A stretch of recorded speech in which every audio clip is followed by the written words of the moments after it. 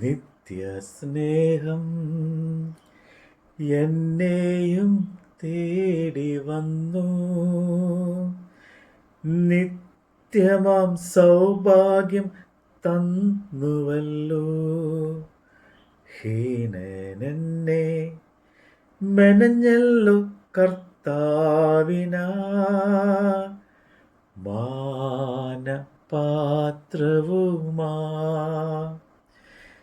സ്നേഹമാം ദൈവമേ, നീ എന്നിൽ അനുദിനവും വളരേണമേ. ഞാനോ കുറയേണമേ. സ്നേഹമാം ദൈവമേ, നീ എന്നിൽ അനുദിനവും വളരേണമേ. ഞാനോ കുറയേണമേ. ലൂക്കോസിന്റെ സുവിശേഷം 15-ാം അധ്യായം. ചുങ്കക്കാരും പാപികളും എല്ലാം അവന്റെ വചനം കേൾപ്പാൻ അവന്റെ അടുക്കൽ വന്നു. ഇവൻ പാപികളെ കൈക്കൊണ്ട് അവരോടുകൂടി ഭക്ഷിക്കുന്നു എന്ന് പരീശന്മാരും ശാസ്ത്രിമാരും പറഞ്ഞ് പിറുപിറുത്തു. അവരോട് അവൻ ഈ ഉപമ പറഞ്ഞു. നിങ്ങളിൽ ഒരു ആൾക്ക് 100 ആടുണ്ട് എന്നിരിക്കട്ടെ. അതിൽ ഒന്ന് കാണാതെ പോയാൽ അവൻ 99നെയും മരുഭൂമിയിൽ വിട്ടേച്ച് ആ കാണാതെ പോയതിനെ കണ്ടെത്തും വരെ നോക്കി നടക്കാതിരിക്കുമോ? കണ്ടു കിട്ടിയാൽ സന്തോഷിച്ച് ചുമലിലെടുത്ത് വീട്ടിൽ വന്ന് സ്നേഹിതന്മാരെയും അയൽക്കാരെയും വിളിച്ചുകൂട്ടി, കാണാതെ പോയ എൻ്റെ ആടിനെ കണ്ടു കിട്ടിയതുകൊണ്ട് എന്നോടുകൂടെ സന്തോഷിപ്പീൻ എന്ന് അവരോട് പറയും. അങ്ങനെ തന്നെ മാനസാന്തരം കൊണ്ട് ആവശ്യമില്ലാത്ത 99 നീതിമാന്മാരെ കുറിച്ച് ഉള്ളതിനേക്കാൾ മാനസാന്തരപ്പെടുന്ന ഒരു പാപിയെ ചൊല്ലി സ്വർഗത്തിലധികം സന്തോഷമുണ്ടാകും എന്ന് ഞാൻ നിങ്ങളോട് പറയുന്നു. അല്ല, ഒരു സ്ത്രീക്ക് 10 ദ്രഹ്മ ഉണ്ട് എന്നിരിക്കട്ടെ. ഒരു ദ്രഹ്മ കാണാതെ പോയാൽ അവൾ വിളക്ക് കത്തിച്ച് വീട് അടിച്ചുവാരി അത് കണ്ടുകിട്ടും വരെ സൂക്ഷ്മതയോടെ അന്വേഷിക്കാതിരിക്കുമോ? കണ്ടുകിട്ടിയാൽ സ്നേഹിതന്മാരെയും അയൽക്കാരത്തികളെയും വിളിച്ചുകൂട്ടി, കാണാതെ പോയ ദ്രഹ്മ കണ്ടുകിട്ടിയതുകൊണ്ട് എന്നോടുകൂടെ സന്തോഷിക്കുകയും എന്ന് പറയും. അങ്ങനെ തന്നെ മാനസാന്തരപ്പെടുന്ന ഒരു പാപിയെക്കുറിച്ച് ദൈവദൂതന്മാരുടെ മധ്യേ സന്തോഷമുണ്ടാകും എന്ന് ഞാൻ നിങ്ങളോട് പറയുന്നു. പിന്നെയും അവൻ പറഞ്ഞത്, ഒരു മനുഷ്യന് 2 പുത്രന്മാർ ഉണ്ടായിരുന്നു. അവരിൽ ഇളയവൻ അപ്പനോട്, അപ്പാ, വസ്തുവിൽ എനിക്ക് തരേണ്ടുന്ന പങ്ക് തരണമേ എന്ന് പറഞ്ഞു. അവൻ അവർക്ക് മുതൽ പകുത്തു കൊടുത്തു. ഏറെ നാൾ കഴിയും മുമ്പേ ഇളയ മകൻ സകലവും സ്വരൂപിച്ച് ദൂരദേശത്തേക്ക് യാത്രയായി. അവിടെ ദുർനടപ്പുകാരനായി ജീവിച്ച് വസ്തു നാനാവിധമാക്കി കളഞ്ഞു. എല്ലാം ചിലവഴിച്ച ശേഷം ആ ദേശത്ത് കഠിന ക്ഷാമമുണ്ടായിട്ട് അവന് മുട്ട് വന്നു തുടങ്ങി. അവൻ ആ ദേശത്തിലെ പൗരന്മാരിൽ ഒരുത്തനെ ചെന്ന് ആശ്രയിച്ച് അവൻ അവനെ തൻ്റെ വയലിൽ പന്നികളെ മേയ്പ്പാൻ അയച്ചു.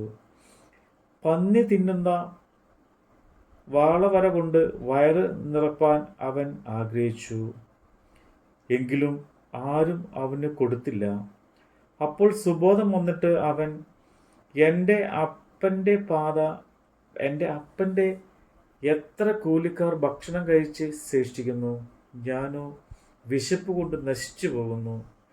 ഞാൻ എഴുന്നേറ്റ് അപ്പൻ്റെ അടുക്കൽ ചെന്ന് അപ്പനോട്, അപ്പാ, ഞാൻ സ്വർഗത്തോടും നിന്നോടും പാപം ചെയ്തിരിക്കുന്നു.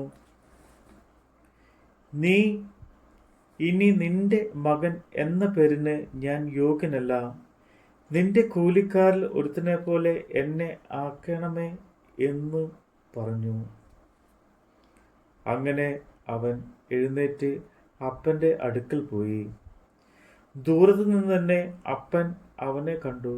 മനസ്സലിഞ്ഞ് ഓടിച്ചെന്ന് അവൻ്റെ കഴുത്ത് കെട്ടിപ്പിടിച്ച് അവനെ ചുംബിച്ചു. മകൻ അപ്പനോട്, അപ്പാ, ഞാൻ സ്വർഗത്തോടും നിന്നോടും പാപം ചെയ്തിരിക്കുന്നു. ഇനി നിന്റെ മകൻ എന്ന് വിളിക്കപ്പെടുവാൻ ഞാൻ യോഗ്യനല്ല എന്ന് പറഞ്ഞു. അപ്പൻ തൻ്റെ ദാസന്മാരോട്, വേഗം മേൽത്തരമായ അങ്കി കൊണ്ടുവന്ന് ഇവനെ ധരിപ്പിപ്പിൻ, ഇവൻ്റെ കൈക്ക് മോതിരവും കാലിന് ചെരുപ്പും ഇടുവിൻ. തടിച്ച കാളക്കുട്ടിയെ കൊണ്ടുവന്ന് അറപ്പീൻ, നാം തിന്ന് ആനന്ദിക്കുക. ഈ എൻ്റെ മകൻ മരിച്ചവനായിരുന്നു, വീണ്ടും ജീവിച്ചു, കാണാതെ പോയിരുന്നു, കണ്ടുകിട്ടിയിരിക്കുന്നു എന്ന് പറഞ്ഞ് അങ്ങനെ അവർ ആനന്ദിച്ചു തുടങ്ങി. അവൻ്റെ മൂത്ത മകൻ വയലിലായിരുന്നു. അവൻ വന്ന് വീട്ടിനോട് അടുത്തപ്പോൾ വാദ്യവും നൃത്തഘോഷവും കേട്ടു. ബാല്യക്കാരിൽ ഒരുത്തനെ വിളിച്ച് ഇത് എന്ത് എന്ന് ചോദിച്ചു. അവൻ അവനോട്, നിന്റെ സഹോദരൻ വന്നു, നിന്റെ അപ്പൻ അവനെ സൗഖ്യത്തോടും കിട്ടിയതുകൊണ്ട് തടിച്ച കാളക്കുട്ടിയെ അറുത്തു എന്ന് പറഞ്ഞു. അപ്പോൾ അവൻ കോപിച്ച് അകത്ത് കടപ്പാൻ മനസ്സില്ലാതെ നിന്നു. അപ്പൻ പുറത്തു വന്ന് അവനോട് അപേക്ഷിച്ചു. അവൻ അവനോട്, ഇത്ര കാലമായി ഞാൻ നിന്നെ സേവിക്കുന്നു, നിന്റെ കൽപ്പന ഒരിക്കലും ലംഘിച്ചിട്ടുമില്ല. എന്നാൽ എൻ്റെ ചങ്ങാതികളുമായി ആനന്ദിക്കേണ്ടതിന് നീ ഒരിക്കലും എനിക്ക് ഒരു ആട്ടിൻകുട്ടിയെ തന്നിട്ടില്ല. വേശ്യമാരോടുകൂടെ നിന്റെ മുതൽ തിന്നുകളഞ്ഞ ഈ നിന്റെ മകൻ വന്നപ്പോഴേക്കോ തടിച്ച കാളക്കുട്ടിയെ അവനു വേണ്ടി അറുത്തുവല്ലോ എന്ന് ഉത്തരം പറഞ്ഞു. അതിന് അവൻ അവനോട്, മകനെ, നീ എപ്പോഴും എൻ്റെ കൂടെ ഇരിക്കുന്നുവല്ലോ, എനിക്കുള്ളത് എല്ലാം നിൻ്റേത് ആകുന്നു. നിന്റെ ഈ സഹോദരൻ മരിച്ചവനായിരുന്നു, വീണ്ടും ജീവിച്ചു, കാണാതെ പോയിരുന്നു, കണ്ടുകിട്ടിയിരിക്കുന്നു. ആകയാൽ ആനന്ദിച്ച് സന്തോഷിക്കേണ്ടത് ആവശ്യമായിരുന്നു എന്ന് പറഞ്ഞു. നമ്മുടെ കർത്താവിൻ്റെ വചനമാണ് നമ്മൾ കേട്ടത്.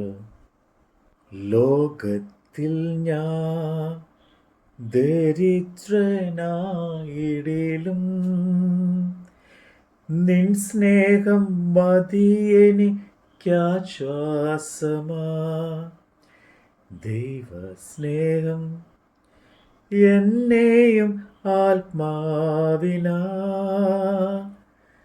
സമ്പന്നമാക്കിയല്ലോ. സ്നേഹമാം ദൈവമേ, നീ എന്നിൽ അനുദിനവും വളരേണമേ, ഞാനോ കുറയണമേ. സ്നേഹമാം ദൈവമേ, നീ എന്നിൽ അനുദിനവും വളരേണമേ, ഞാനോ കുറയണമേ.